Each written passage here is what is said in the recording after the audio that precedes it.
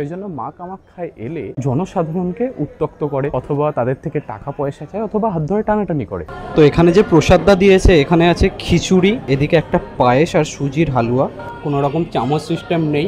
এর আগে আপনাদের সাথে শেয়ার করেছিলাম আমার মায়ের প্রথম বিমান যাত্রার অভিজ্ঞতা। ফ্লাইট রুট ছিল কলকাতা টু গুয়াহাটি, যেটা কিনা gateway to the north east. Guwahati শহরের অন্যতম মূল আকর্ষণ হলো মা কামাখ্যার মন্দির, যেটা কিনা 108টি শক্তিপীঠ এবং 18টি মহাশক্তিপীঠের একটা অংশ। কথিত আছে নীলাচল পাহাড়ের কোলে অবস্থিত এই পীঠস্থানে মা সতীর ইয়োনি অংশ পড়ে। ভারতবর্ষের দূর দূরান্ত থেকে বহু মানুষ প্রতিদিন এই মন্দিরে আসেন পুজো দিতে, ঠিক যেমন আমরা গেছিলাম। এখন বাজে 5:15, বেরিয়ে পড়েছি অলরেডি মা কামাখ্যার উদ্দেশ্যে। মোটামুটি গুয়াহাটির ফাঁকা রাস্তা আর পল্টন বাজার থেকে দূরত্ব অনুযায়ী যা বুঝছি 15 থেকে 20 মিনিট লাগবে আমাদের মা কামাখ্যার মন্দিরে পৌঁছাতে।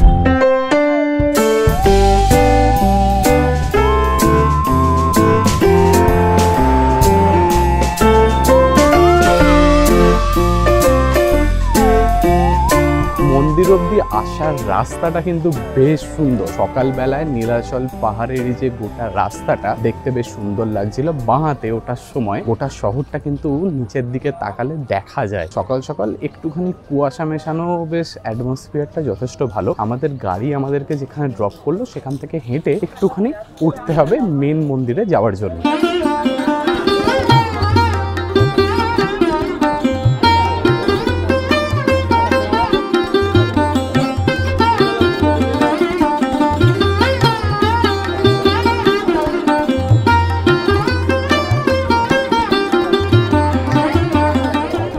লোকবিশ্বাস অনুসারে 51টা সতীপীঠের মধ্যে এই মা কামাখ্যা নাকি সবার থেকে বেশি শক্তিশালী। 2019 সালে যখন আমার চাকরি জীবনের সূচনা হয়েছিল, সেটা হয়েছিল এই গুয়াহাটি থেকেই। তখন কিন্তু আমি প্রথমবার মা কামাখ্যা আসি। আজকে 2023 সাল, মায়ের টানে আরেকবার ছুটে আসা। এই মন্দিরে দুটো জিনিসের কিন্তু অভাব নেই। একটা হচ্ছে এই বাঁদর আর আরেকটা হচ্ছে এরকম ছাগল। ছোট ছোট প্রচুর বাঁদর আছে এই রকম সাইজের। আর তার সাথে এখানে কিন্তু অনেকেই পুজো আচ্ছা করেন, তাদের প্রাইভেসি ডিস্টার্ব করা একেবারেই ঠিক নয়। তবে একটা জিনিস আমি আপনাদের উদ্দেশ্যে দেখাই যে এখানে লাইনটা কি বিশাল পরিমাণে পড়ে। এই যে লাইনটা দেখা যাচ্ছে, এই লাইনটা এখান দিয়ে ঘুরে এইখানে এসে কিন্তু এন্ড হয়েছে অ্যান্ড গেছে হচ্ছে একদম সেই মাথা অবধি। তবে এটা জেনারেল লাইন নয়, এটা কিন্তু ভিআইপি, মানে 501 টাকার লাইন যেটা, সেটা এইটা। তাহলে বুঝতে পারছেন যে জেনারেল লাইন কটা। আমরা এখানে মন্দিরে এসে পৌঁছেছি 5:40 নাগাদ, তাতেই এতটা লম্বা লাইন পাচ্ছি। যা শুনলাম মন্দিরের গেট, মানে মায়ের গেট খুলে দেয় সকালবেলা 8টা নাগাদ। তার জন্য 5:40-এ যদি এই অবস্থা হয়, তাহলে কত সকাল থেকে ভক্তবৃন্দ লাইন দিয়ে আছে সেটা আশা করি আন্দাজ করতে পারছেন।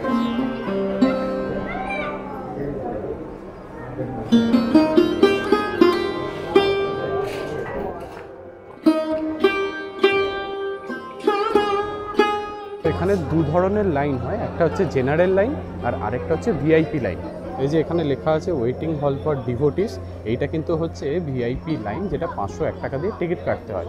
যার লাইনটা এখান দিয়ে শুরু আর শেষ হচ্ছে বহু দূর। মা কামাখ্যা কিন্তু তন্ত্র সাধনার একটা পীঠস্থান। সেই জন্য মা কামাখ্যায় এলে বিভিন্ন সাধু, সন্ন্যাসী, তান্ত্রিকদের পুজো আর্চা করতে দেখবে। তবে 2019 সালে একটা বিষয় লক্ষ্য করেছিলাম যে তারা জনসাধারণকে উত্ত্যক্ত করে অথবা তাদের থেকে টাকা পয়সা চায় অথবা হাত ধরে টানাটানি করে। এই বিষয়টা 2023 সালে এসে দেখছি একেবারে নেই। উল্টে মন্দির প্রাঙ্গণটা আগের থেকে অনেক বেশি পরিষ্কার আর সুব্যবস্থা সম্পন্ন।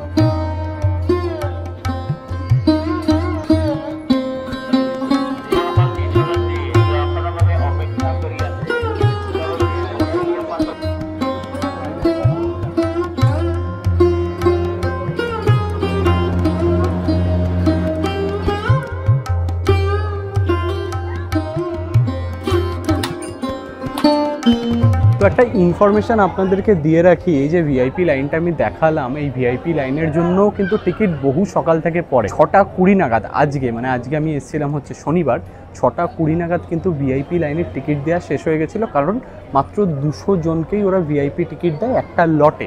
তো প্রথম লট আমি জানতাম 7টা থেকে শুরু হয়, না, সেটা 6টা থেকেই শুরু হয়ে গেছিলো। প্রথম 200 জন যারা ছিলেন তাদেরকে টিকিট দেওয়া হয়েছিল, বাকি কেউ কিন্তু টিকিট পায়নি। বাকি সবাইকে পুজো দিতে হলে জেনারেল লাইনেই, মানে ভূগর্ভে অবধি যদি যেতে হতো সেক্ষেত্রে কিন্তু জেনারেল লাইনে লাইন দিতে হবে, অথবা এই যে জায়গাটা এটা হচ্ছে কিন্তু গেট 2, এই গেট 2তেও নর্মাল অল্প বিস্তর লাইন দিয়ে আপনারা যেতে পারেন এবং মায়ের মূর্তি দর্শন করতে পারবেন। হ্যাঁ, ভূগর্ভ অবধি যেতে পারবেন না, কিন্তু মায়ের মূর্তি দর্শন করতে পারবেন এবং পান্ডা ধরে আপনাদেরকে পুজো দিতে হবে। আর যদি কেউ সকালবেলা 5টা নাগাদ এসে অপেক্ষা করতে রাজি হন তাহলে কিন্তু দুপুরবেলা 12টায় আবার ভিআইপি লাইনের টিকিট দেওয়া শুরু হয়, ওই 200 জনকে কিন্তু মাত্র দেবে। আমরা গেট নম্বর 2 দিয়ে ঢুকে পান্ডা ধরে ভূগর্ভেই পুজো দিয়েছি। 100 থেকে 150 টাকা মতন প্রণামী নেয়। আপনারা নিজেরাও এখানে পুষ্পাঞ্জলি সমস্ত কিছু দিতে পারবেন, সেই ব্যবস্থা আছে। আমাদের পুজো দেওয়া কিন্তু আপাতত সম্পন্ন।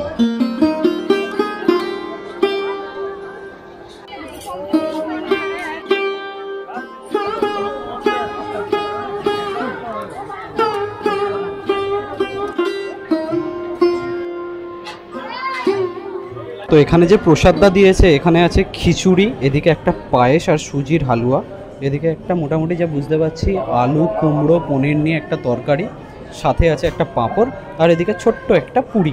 কোনো রকম চামচ সিস্টেম নেই বা বসার সিটিং অ্যারেঞ্জমেন্টও নেই, দাঁড়িয়ে খেতে হবে। সিম্পল রান্না, নুন লঙ্কা একদম যথেষ্ট ভালো পরিমাণে। ভোগ নিয়ে আমি কোনো রকম মানে ফুড ব্লগিং বা ক্রিটিসিজমের দিকে আমি নেই। ভোগের রান্না বরাবর যথেষ্ট ভালো লাগে। আর চারিপাশে শুনতে পাচ্ছেন আশা করি যে ভক্তিমূলক গান হচ্ছে। আর হ্যাঁ, একবারই দেবে এরকম নয়, খাবার শেষ হয়ে গেলে আবার গেলে আবার দেবে। পনিরের তরকারিটা কিন্তু বেশ খেতে। আমি খাবারটা খেয়ে নিই, তারপর বাইরে বেরিয়ে বলছি। এই যে রাস্তাটা দেখতে পাচ্ছেন এটাই কিন্তু সোজা চলে গেছে মন্দিরের দিকে। মন্দির থেকে নামতে ডান হাতে এই যে জায়গা, এইটা হচ্ছে কিন্তু অন্ন সেবা ক্ষেত্র। এখান থেকেই যারা যারা ভোগ খেতে চান তাদেরকে কিন্তু কুপন কালেক্ট করতে হবে। কুপন কালেক্ট করার জন্য কোনো সময় বাইরে এই যে কাকু বসে আছেন ইনি কুপন দেন, অথবা ভেতরে উনি থাকেন, ভেতরে যাবেন, ভেতর থেকে কুপন সংগ্রহ করবেন, বিনামূল্যে হাত ধোবেন এইদিকে, আর নিজেদের জুতোটা এখানে রেখে দেবেন। জুতোপত্র রেখে হাত ফাত ধুয়ে এই যে সাদা অংশটা দেখতে পাচ্ছেন এর মধ্যেই আপনাদেরকে যেতে হবে। এখান থেকেই বেসিক্যালি ভোগ দেওয়া হয়।